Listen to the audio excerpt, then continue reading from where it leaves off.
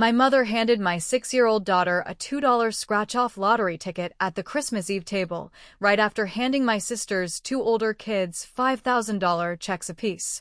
I want you to know I didn't say anything in that first second, not because I had nothing to say, but because I'd learned, over 32 years of loving this family, that the moment to speak isn't always the moment you're angriest.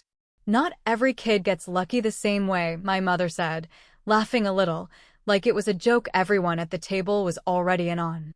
Some kids just have to make their own luck. I watched Josie turn the little wrapped box over in her hands, confused for a moment by how light it was, then pull the paper off to find a gas station scratch ticket taped to a piece of cardboard, while 12 feet away. My nephew Emmett was still holding an envelope with his name written in gold calligraphy ink. Nobody at the table laughed along with her, not really. There was the particular silence of people deciding, in real time, whether something was a joke worth laughing at or a thing they'd need to remember later. My sister Kim looked down at her plate. My husband Diego's hand found my knee under the table, steady, the way he does when he can feel me doing math in my head before I've said a word out loud. The dining room smelled like my mother's ham and the cinnamon candle she lights every December, the same candle she's lit every December of my entire life, and under that, faintly, the smell of the two crisp checks still sitting on the table by Emmett and Sophia's plates, held down at the corner by a little gold bouse so they wouldn't slide. Josie looked up at me, not hurt yet, just uncertain, the particular uncertain of a 6-year-old checking her mother's face to learn whether something was supposed to be funny. I smiled at her. I told her it was a fun kind of ticket, that we'd scratch it together later. I meant it, mostly. I did not, in that moment, say the number I already knew, the number sitting quietly in an account with her name on it, 6 years old now, that neither of my parents had ever once asked about. Because it had never once occurred to them that there might be a number worth asking about. My mother was still smiling at her own joke when my father added, not unkindly, in the tone of a man agreeing with a point he thought was obvious, "We just didn't want to get her hopes up for something big, is all. I want you to know exactly what happened after that. But first, you should understand how long it had taken to get to that table. If you're new here, welcome. I tell true, calm stories about families and the quiet ways the truth eventually finds daylight anyway. I'm Rin, 32, a certified financial planner. If any part of a story about a $2 ticket, two $5,000 checks, and a number nobody at that table saw coming sounds like your family too, drop the words "the ticket" in the comments below.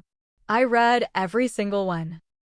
Before I tell you what happened later that night, let me back up, because you deserve to know exactly how long it takes for a family to build a habit like the one at that table, and how long it can take, sometimes, for one quiet number to undo it.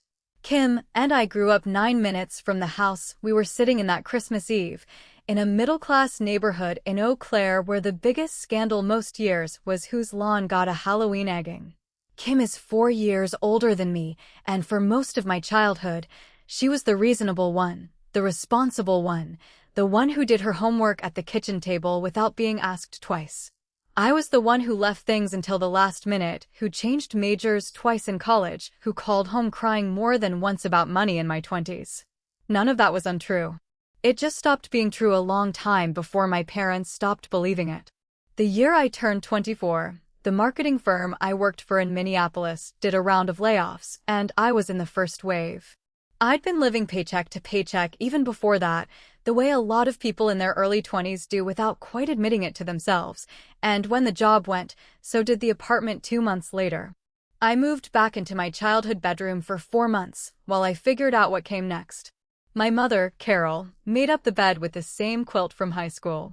My father, Walt, helped me carry boxes up the stairs without a single comment about it, which I understood, even then, as its own kind of kindness. Those 4 months were real. I'm not going to pretend they weren't, or that my parents' worry about me back then wasn't earned. I remember one night in particular, maybe 6 weeks in, sitting at the kitchen table with my mother going through my meager savings account together, her doing the math out loud in a voice that wasn't unkind, just worried. The voice of a mother trying to figure out whether her adult daughter was going to be okay. I remember feeling, that night, genuinely grateful that I had somewhere to land. I want to hold on to that memory honestly, alongside everything that came later, because it's true too. What I didn't understand yet was how permanently that season would get stapled to my parents' understanding of who I was, not a snapshot of one hard year, but a kind of settled fact, filed away and never revisited. The way you file away a childhood nickname and keep using it at 40 even after the person it described is long gone. I used those 4 months to apply to a graduate certificate program in personal financial planning, funded mostly by a scholarship I found at 2 in the morning on a laptop balanced on my old high school desk. I got my CFP designation 3 years later. I built a client book slowly, the unglamorous way: small accounts, first-time homebuyers, young families trying to figure out how to save for a kid's future on a schoolteacher's salary or a nurse's overtime pay. The kind of clients bigger firms don't bother courting because the fees are modest and the trust has to be earned dollar by dollar. 6 years in, I had a stable, respected practice, a mortgage I could actually afford, and a specific professional skill. I was good, genuinely, provably good, at helping ordinary families build something real for their kids without any theater attached to it. My parents knew the broad outline of this. They came to my CFP ceremony, sat in the second row. My mother cried a little when they called my name, and afterward my father shook my hand instead of hugging me, which is just how he shows pride in public. They told people at church I was doing something with numbers now, a description I found funny for years, the way you find your own parents' vague sense of your career funny, until I started noticing it wasn't really vague out of ignorance. It was vague because they'd never quite let themselves believe it was something that needed a precise description, something serious, something that had actually replaced the old story. What they never quite updated was the underlying story, the one where Ren is the kid who needs a little extra help, the one you check in on, the one whose family probably could use a boost this time of year. I don't think they were being cruel when they held onto that story. I think it's just easier to keep loving someone through an old photograph than to develop a new one, especially when nobody in the family ever sits down and says, out loud, that photograph is 14 years old now. There's a particular kind of loneliness in being economically fine around people who still treat you like you're one bad month from disaster. It doesn't look like anything from the outside. It looks like your mother offering gently every single December to cover something you don't need covered. It looks like a sympathetic tilt of the head when you mention a work trip, as if the trip itself might be a stretch. I used to correct it. Early on, I'd mention a client win, a bonus, the year I paid off my student loans 2 years ahead of schedule, and I'd watch the information land and then, somehow, slide right back off, unable to find purchase against a story that had already been fully written. I should say something about what it actually felt like to build that practice, because it matters. The first 2 years, I worked out of a card table in our old apartment's spare corner, taking on any client who'd have me, including several who paid me in installments because that's what they could manage. I remember the first time a client's account crossed a milestone I'd projected for them 2 years earlier, almost to the dollar, a single mother saving for a down payment. Watching the number finally clear the line we'd mapped out together on a napkin at our very first meeting. She cried. I nearly did too. That feeling, more than any fee I ever earned, is the actual reason I do this work, and it's the same unglamorous, patient logic I applied to Josie's account without ever once thinking of it as something I was doing instead of asking my parents for help. It was never a rebellion. It was just what I knew how to do. Kim, meanwhile, married Trevor the year after I finished my certificate, a regional sales director for a medical device company, steady income, a house with a finished basement. Eventually a lake place his parents technically owned, but that everyone treated as theirs. Kim didn't marry Trevor for the money. I want to be clear about that, because it would be easy to make her sound calculating, and she isn't. She loved him, still does, and would have married him if he sold vacuum cleaners door to door. But the visible affluence that came with that marriage did something quiet and structural to how my parents saw her family versus mine. Hers became the family you celebrated out loud, and mine became the family you quietly, kindly worried about, even years after there was anything left to worry about. Eau Claire is a small enough city that everyone in the extended family circulates through the same handful of restaurants, the same church, the same grocery store on a Saturday morning, and there's a particular kind of exposure that comes with that. You don't just hear about the gap secondhand, you watch it happen, in real time, in front of other people. My Aunt Denise once remarked, at a 4th of July barbecue 2 summers before that Christmas, watching Emmett show off a new bike, your parents sure do spoil that boy.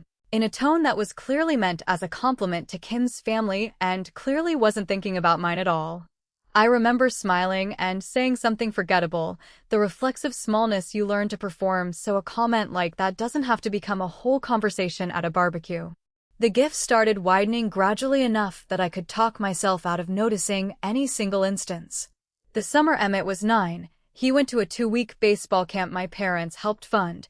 When I mentioned, offhand, that Josie loved gymnastics, my mother said, warmly, that she'd keep an eye out for something affordable, a sentence that, on its face, sounds like generosity, and that I turned over in my head for a week trying to figure out why it had bothered me so much.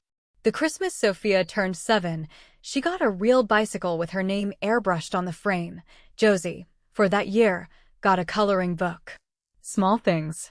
Explainable things, individually. It's only when you stack 4 years of them side by side that you can see the shape of the pattern instead of just its individual, forgivable pieces. There was a specific afternoon, the spring before Josie turned 5, that I still think about.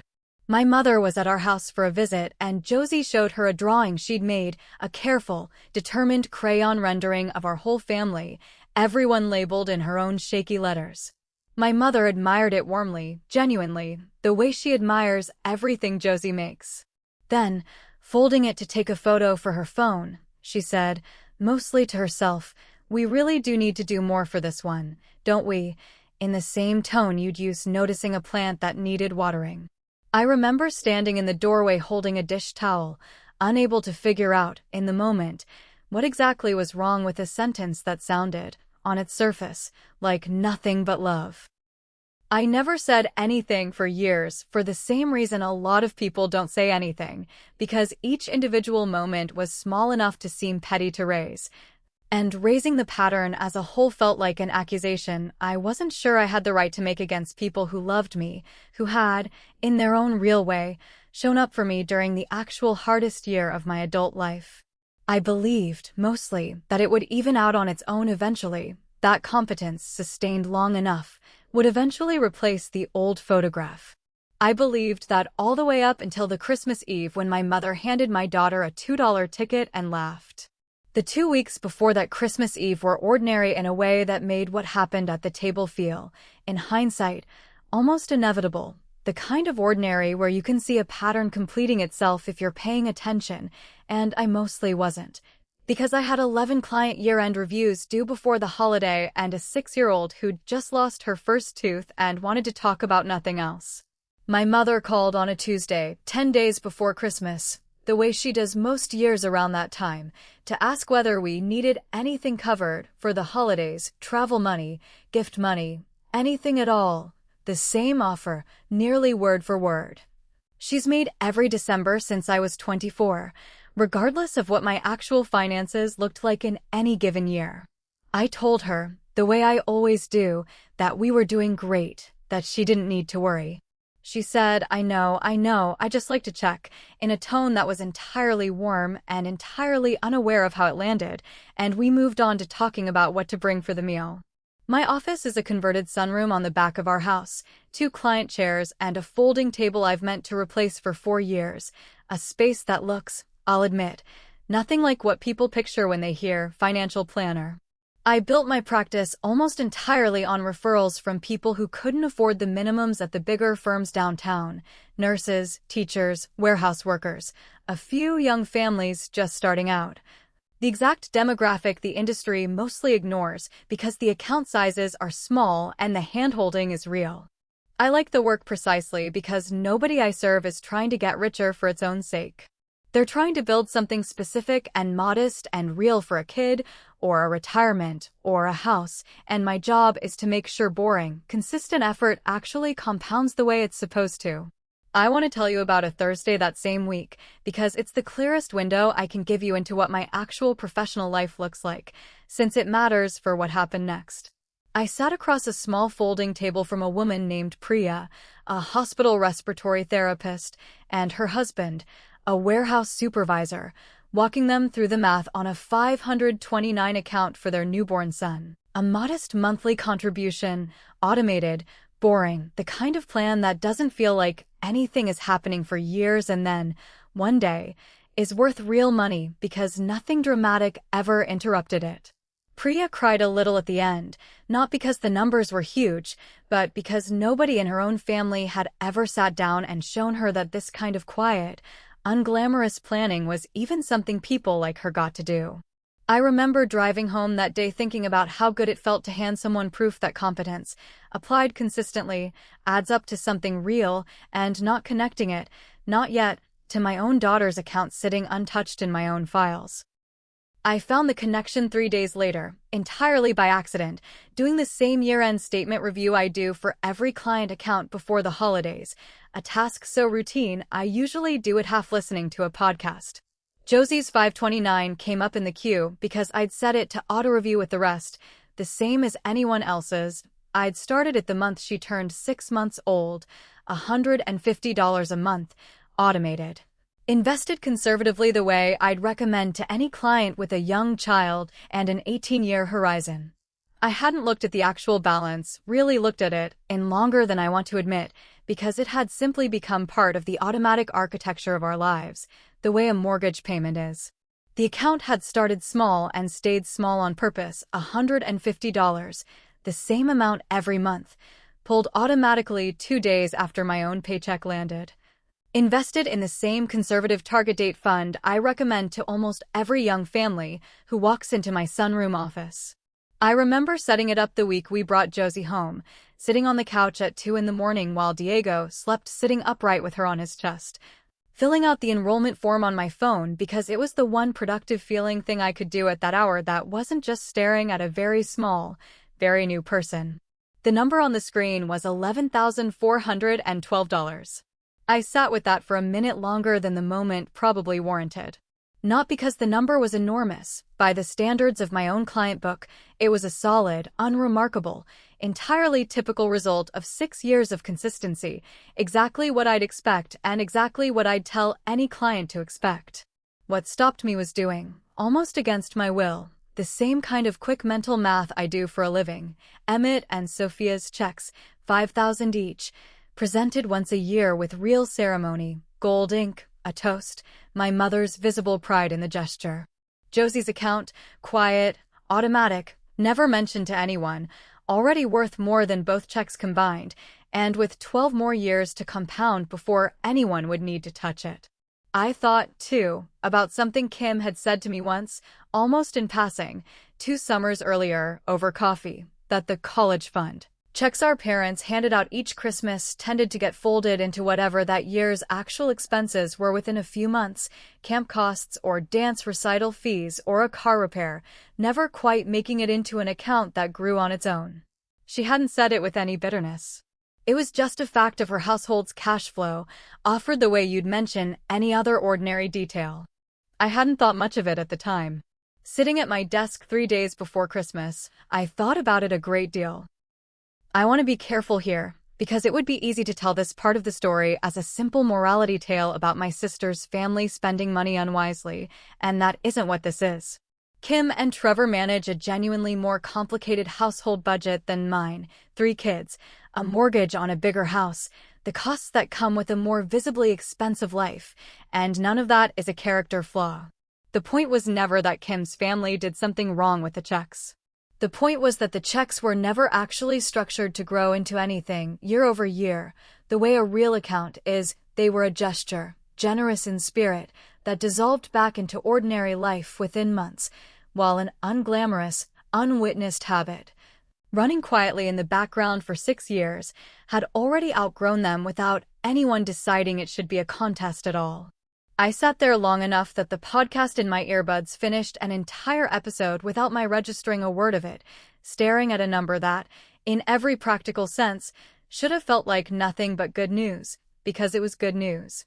By any reasonable measure, the exact outcome 6 years of quiet discipline was supposed to produce. What complicated it wasn't the number itself. It was the sudden, unwelcome clarity of realizing how much of my adult life I'd spent quietly building proof I'd never once planned on needing to show anyone, and how close I'd come to going another 6 years without ever adding it up against the story my family kept telling about who needed help and who didn't. I didn't tell Diego right away. I sat with the number for most of that evening, turning over a specific, uncomfortable realization. The gap my parents had spent a decade performing, with checks and gold ink and toasts, had never actually been a gap in real terms. It had only ever been a gap in what got witnessed.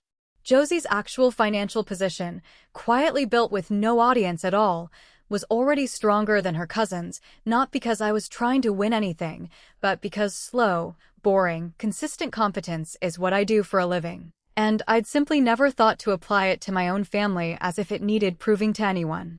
If you've ever done the quiet math on your own family's version of this, who got celebrated loudly for less, and who built something real with no one watching at all, drop the words "the account" in the comments below.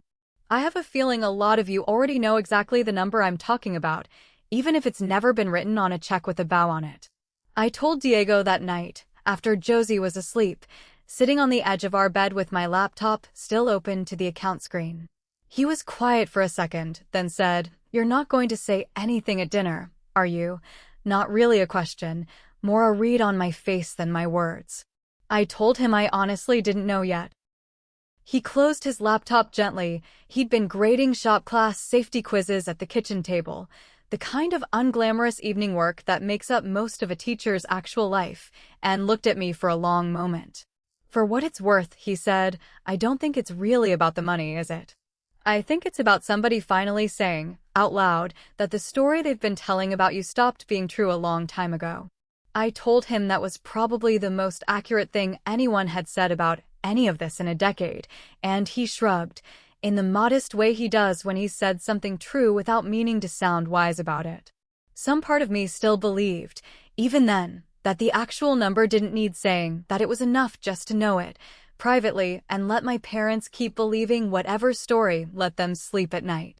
I believed that all the way up until 2 days later, driving to my parents' house on Christmas Eve, Josie in the back seat asking whether Grandma's cinnamon candle would be lit again this year, the two $5,000 checks already sitting, unbeknownst to any of us yet, in envelopes on the dining room table. I want to be honest about something. For about a day and a half, I genuinely considered printing the account statement and bringing it with me. I am, by profession, someone who proves things with numbers for a living. It's the exact instinct that had gotten Priya and her husband to finally believe their own plan was real, and it was the same instinct now quietly building a case in my head. An actual physical folder I half-assembled at my desk the morning of the 23rd. The statement, 6 years of contribution history, even a simple comparison chart, the kind of thing I'd build for a client who needed to see their own progress. Laid out plainly to believe it. I sat at my folding table that morning with the account statement, the 6 years of contribution history, and a simple comparison chart pulled up on my screen, the same clean, 3-line graph I'd have built for any client trying to visualize their own progress. It would have taken maybe 20 more minutes to finish the folder. Josie was in the next room narrating an elaborate scenario to her stuffed animals, something about a dragon who just wanted to be invited to a birthday party. And I could hear her through the wall while I sat there deciding what kind of mother I wanted to be that night. I got as far as printing the cover page before I stopped. I thought about Priya crying a little in my office chair, not from the size of the number, but from finally being shown that her own patience had been building toward something real. I thought about how different that moment had felt from what I was about to walk into, one a gift freely given, professional and warm, the other, if I brought the folder, something closer to a verdict I'd be handing my own mother across a dinner table. On a night that was supposed to be about a 6-year-old's Christmas, not about 40 years of family history. I sat there for a while trying to name what had stopped me, and eventually landed on something close to the truth. If I walked into that house with a folder, ready to lay out Josie's numbers like evidence in a case, I would be doing the exact thing that had been done to us for years, turning a child's worth into a performance with an audience, just aimed in the opposite direction. I didn't want Josie's account to be a trophy I produced to win an argument. I wanted it to just be true, the way it had already been true, quietly, for 6 years, whether or not anyone else in that dining room ever found out. So I put the folder away. Not because I'd stopped being hurt by the pattern, I hadn't and wouldn't, not fully, maybe ever entirely, but because I decided that whatever happened that night, I wanted to be able to say afterward that I'd shown up as exactly who I actually was. A mother who'd built something real for her daughter, quietly, competently, without needing an audience to validate it. I called my friend Priya's office manager, a woman named Thea who's become an actual friend over the years, mostly to vent, and she listened for a while before saying, "You know the difference between what you do for clients and what you're about to do to your mother, right? For clients, proving the number is the whole point, that's the service. For your own family, if you have to prove it, some part of you already knows they should have believed you without the proof. That's the part that actually hurts." I thought about that sentence for the rest of the day, turning it over the way you turn over something a stranger says that turns out to be exactly, uncomfortably true. Diego found me in the kitchen that morning, the folder still sitting half-assembled on the counter, and didn't say anything about it directly. He just put his hand on my shoulder and said, "Whatever you decide tonight, I've got you. Both of you." Diego teaches shop class at the same high school he graduated from, the kind of quietly competent man who fixes things around the house without being asked and has never once, in 8 years, needed me to explain a financial decision twice. He'd watched the gift pattern unfold at every Christmas we'd been together, mostly in silence, the silence of someone who'd decided a long time ago that it wasn't his fight to start, only his job to be steady when it eventually came due. In the car that afternoon, Josie asked me, out of nowhere, whether Emmett and Sophia got better presents than her because they were older. It's the kind of question a 6-year-old asks with no real weight behind it yet, more curiosity than hurt, and I remember being grateful, in that moment, that she didn't yet have the vocabulary for what she was actually noticing. I told her that presents don't measure how much anyone loves you, which is true, and which I said with more conviction than I entirely felt at that exact moment, driving toward a house where I already suspected the pattern was about to repeat itself in some new, specific shape. I told Diego, somewhere around the county line, that I honestly still didn't know what I was going to do if it happened again this year, the joke gift, the offhand comment, whatever new shape the old pattern decided to take. He reached over and turned the radio down a little, the way he does when he wants me to know he's actually listening and not just driving. "You don't have to decide right now," he said. "You'll know in the room. You always do." I wasn't sure that was true, but I appreciated him saying it like it was, the way you appreciate someone believing in a version of you that's slightly steadier than you feel. We pulled into my parents' driveway a little after 4. The house looked the way it always does in December, string lights along the porch railing my father puts up the same weekend every year, the cinnamon candle already visible, lit, through the front window. The wreath on the door that's been replaced maybe twice in my entire lifetime, because my mother believes in buying things built to last. Kim's SUV was already there, parked at an angle that suggested Emmett had probably wanted to drive it into the spot himself and been talked out of it at the last second. Through the dining room window, before we'd even gotten out of the car, I could see 2 envelopes on the table, propped against water glasses, catching the light.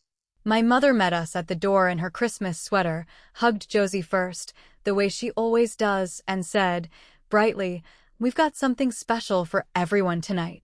I smiled and said that sounded wonderful and meant it, mostly, the way you mean most things you say at your parents' front door on Christmas Eve, hopeful, a little braced, unsure yet which version of the evening you're about to get. Dinner went the way it always does at my parents' table, my father carving the ham with the same ceremonial seriousness he's brought to it for 30 years, Kim's toddler Nora banging a spoon against her high chair, my mother refilling water glasses before anyone had finished asking. Emmett, 10 now and increasingly aware of himself, told a long, meandering story about a hockey tournament that had everyone laughing at the right moments. Sophia showed Josie a magic trick with a quarter that didn't quite work, and Josie applauded anyway, delighted, the two of them briefly a genuine, uncomplicated pair of cousins with no ledger between them at all. For about 40 minutes, it was just Christmas, ordinary and warm, and I let myself believe, the way I do most years, that maybe this time the pattern wouldn't repeat itself in any way worth remembering. My mother had the 2 envelopes and Josie's small wrapped box arranged on the sideboard behind her chair the entire meal, visible the whole time if you knew to look, the way a held card is visible to someone who already suspects what's in the deck. I'd noticed them the moment we walked in, and some part of me had been quietly bracing for the last hour, smiling at Emmett's hockey story with only half my attention actually in the room. Then my mother stood up, tapped her glass with a fork, and said she wanted to do gifts before dessert this year, so the excitement doesn't have to wait. She handed Emmett his envelope first, gold calligraphy catching the dining room light, and made a small toast about how proud she and my father were of the way he's growing into such a responsible young man, the kind of thing grandparents say and mean sincerely. Sophia got hers next, matching envelope, matching toast, $5,000 each. For your future, my father added, raising his own glass. Then my mother turned to Josie, smiling the same smile, and handed her a small wrapped box. I want you to know I already suspected, somewhere underneath the part of me still hoping I was wrong, exactly what was in it, and I was right. Josie pulled the paper off to find a $2 scratch-off ticket taped to a piece of cardboard, and my mother laughed, lightly, and said the line I'd been braced for since the driveway. Not every kid gets lucky the same way. Some kids just have to make their own luck. Nobody laughed with her. Kim looked down at her plate, the same look I'd seen 100 times over the years and never quite let myself name as discomfort until right then. Trevor, to his credit, said, quietly, Carol, just her name, a small note of caution that went unheard or unheeded. Emmett, 10 and not yet fully able to read a room, asked innocently, why'd she get a lottery ticket, and Sophia elbowed him, which was, in its small way, the kindest thing that happened at the table in that particular minute. My father added, gently, in the tone of a man agreeing with a point he thought was self-evident, we just didn't want to get her hopes up for something big, is all, and reached for the ham like the moment had already closed. I told Josie it was a fun kind of ticket, that we'd scratch it together later. She believed me, the way 6-year-olds believe you when your voice stays steady, and went back to her mashed potatoes, and for about 20 minutes, the meal continued around that small, absorbed wound like water closing over a stone. Diego's hand found mine under the table again, and I remember thinking, with a strange, distant clarity, that I still hadn't decided anything, that the folder was at home on the kitchen counter, unfinished. And some part of me was still genuinely undecided about whether tonight was the night any of this needed saying out loud at all. Dessert came and went, my mother's pecan pie, the same recipe every year, a ritual so fixed it usually anchors the whole evening back to something steady no matter what's happened over dinner. Josie had 2 bites and asked to be excused to go play with Sophia in the living room, and for a few minutes I actually thought the evening might close out gently, the small wound already scabbing over the way children's wounds sometimes do, faster than the adults around them expect. It was my mother, near the end of the meal, who reopened it, not maliciously, I don't think, more out of the particular restlessness of someone who'd made a joke that hadn't landed the way she expected and wanted, on some level. To see it land properly the second time. She caught my eye across the table, gestured faintly at Josie's abandoned scratch ticket sitting by her plate, and said, half laughing, testing the room, I still think that's a good lesson for her, honestly. Some kids get handed everything. Some kids learn to make their own luck a little earlier. Never hurt you, did it? I set my fork down. It didn't hurt me, I said, and my voice came out steadier than I expected, the same even, unhurried tone I use walking a client through their own numbers. But since we're talking about luck versus building something, Josie has a 529 account. I opened it the month she turned 6 months old. $150 a month, automatic, invested conservatively, the exact plan I'd recommend to any family. I checked the balance 3 days ago. It's at $11,412, and it's got 12 more years to grow before she'll need to touch it. The table went very still. Somewhere in the living room, Josie and Sophia were laughing at something oblivious, the sound drifting in from another world entirely. I never mentioned it, I said, because it never occurred to me that her worth needed to be measured against anyone's checks. I'm only saying it now because you keep telling her, in front of everyone, that she's the one who has to make her own luck. She already did. 6 years ago. Nobody had to see it happen for it to be real. If you've ever said one plain, quiet sentence and watched an entire room go still around it, the specific stillness of people recalculating something they thought was already settled, drop the words the number in the comments below. I need to know I'm not the only one who's watched a single true fact do more damage to an old story than any amount of shouting ever could. My mother's fork was still resting against her plate, untouched pie in front of her. My father had gone very quiet, the particular quiet of a man recalculating something he'd assumed was settled.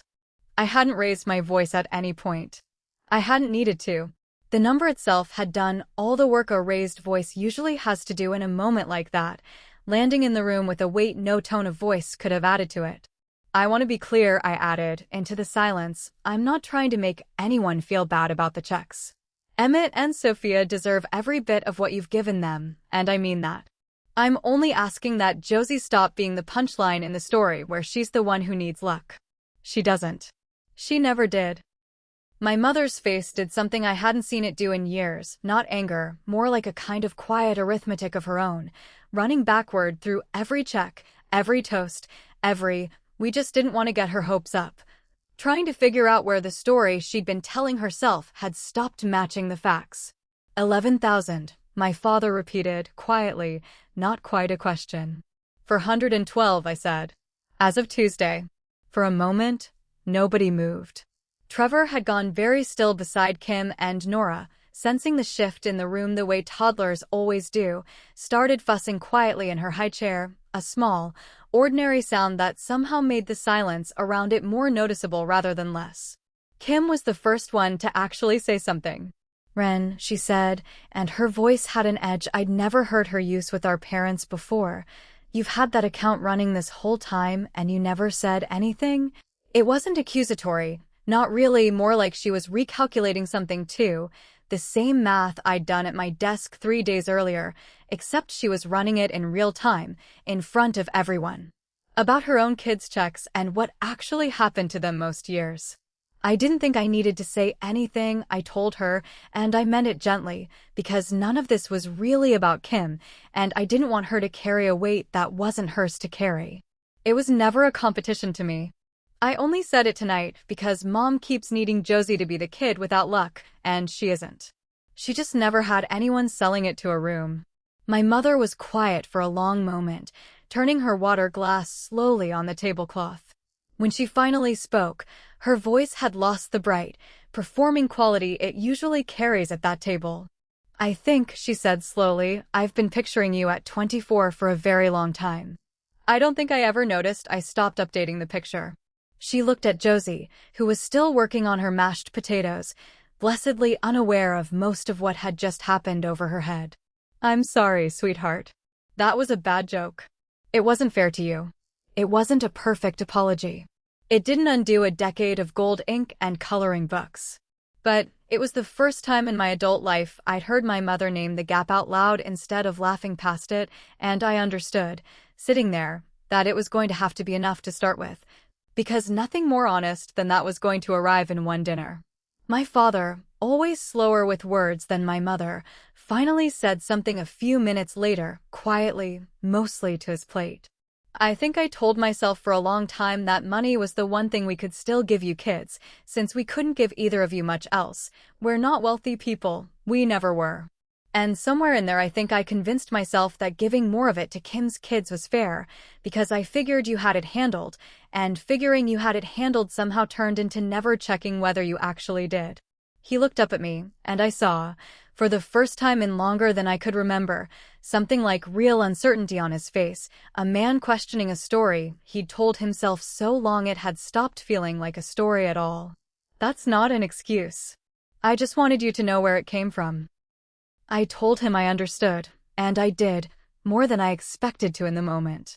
Understanding where something comes from doesn't erase it, but it does make it easier to imagine the other side of it, a version of my parents who could, eventually, learn to see all of us clearly at the same time.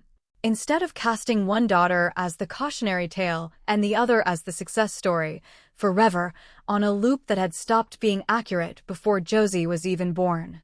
My father didn't say much more that night, but he was quieter than usual, clearing the table afterward, and at one point, passing behind my chair, he rested his hand briefly on my shoulder. Not a word, just a wait. The closest thing to an apology I think he had immediate access to. Later, helping carry chairs back to the garage, he asked, almost shyly, whether the account was the kind of thing he could look at sometime, just to understand it better, and I told him, of course, any time, and meant it. It felt like the first real question either of my parents had asked about my actual work in years, rather than a vague, well-meaning gesture toward it. Kim caught me alone in the kitchen while I was helping with dishes. "I didn't know it was that bad," she said.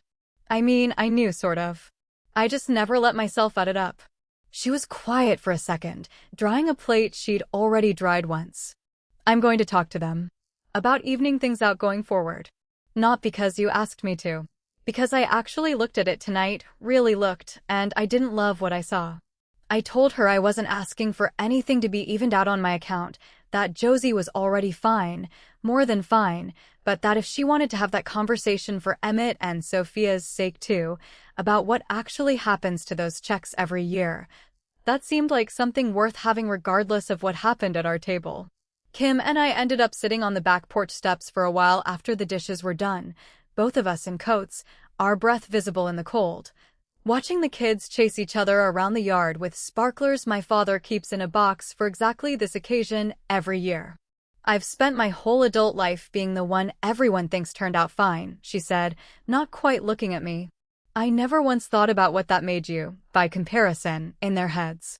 That's on me too, not just them. I let it be easy." I told her she didn't owe me a confession on a porch step in December, and she said, "Maybe not." I still wanted to say it. We sat there a while longer, not saying much else, the kind of silence between sisters that doesn't need filling. In the weeks that followed, small things shifted. My mother called in January, not to ask if we needed anything covered, but to ask, directly, what Josie's account was invested in, genuinely curious, the way you ask about something you've decided to actually understand instead of just gesture at. Kim texted me a picture in February of a new automatic transfer she'd set up for Emmett and Sophia, $5 a paycheck, starting small. She wrote, "The boring way you do it." I told her that was exactly the right way to do it, and I meant every word. Josie never fully understood what happened at that table, and I've decided that's fine. She's 6, and some fights are supposed to happen over her head, not on it. But she does still have the lottery ticket. I never let her scratch it. It sits now in a small frame on the shelf in my home office, unscratched, worth exactly $2 and an entire family's worth of assumptions, right next to a printed statement showing what 6 years of nobody watching had actually built. People sometimes ask me, when I tell this story, whether I regret saying the number out loud at the table instead of just letting it be, whether it would have been more graceful to keep it private forever, the way I'd originally intended. I don't regret it, but I understand the question, because for a long time I believed that grace meant staying quiet, that the mature thing was always to let the math speak for itself without ever actually saying it. I don't believe that anymore. Sometimes the math has been speaking for itself for years, and nobody's been listening, and the only thing left to do is say it plainly, once, in a voice that doesn't shake. People ask me sometimes, too, whether I forgive my mother for the joke itself, the ticket, the laugh, the line about luck. I do, mostly the same slow, repeated way I've come to understand most forgiveness actually works, a little more every time she calls to ask a real question about the account instead of offering to cover something we don't need covered. A little more every time I watch her hand Josie a gift now and pause first, visibly, checking herself against an old habit she's trying honestly to break. Grief and habit make people clumsy toward the ones they love in ways that don't always look like love from the outside. I've decided that's true of my mother's version of it too. Here's what I actually believe now, a year on from that table. Worth was never something Josie needed to earn in front of an audience, and it was never something a check with a bow on it could actually measure, either. It's built the boring way, $150 a month, automatic, unglamorous, unwitnessed, and it's real whether or not anyone in the room ever claps for it. My job taught me that for other people's children long before I thought to apply it to my own. I'm grateful, in a strange way, for the night that finally made me say it out loud in my own family, even if I'd have preferred a gentler occasion than a $2 joke at a 6-year-old's expense. I think, too, about the folder I almost brought to that dinner and chose, at the last minute, to leave on my kitchen counter, the statements, the 6 years of contribution history. All the proof I could have marshaled to argue my daughter's worth like a case I needed to win. I'm still glad I left it behind. The number, said once, plainly, in my own voice, did more than any printed page ever could have, and it did it without turning a Christmas table into a courtroom. The lottery ticket still sits in its little frame in my office, and some mornings I catch myself looking at it while I'm on the phone with a client, walking them through their own family's version of the exact same math, small, steady, unwitnessed, real. I think about Josie at 6, holding it up to the light at that table, not yet old enough to know what it meant, and I think about the version of her at 18 who'll actually get to use what's been growing quietly behind it the whole time. If this story meant something to you, if your own family has ever needed a number said out loud before anyone finally looked, I'd love to hear about it.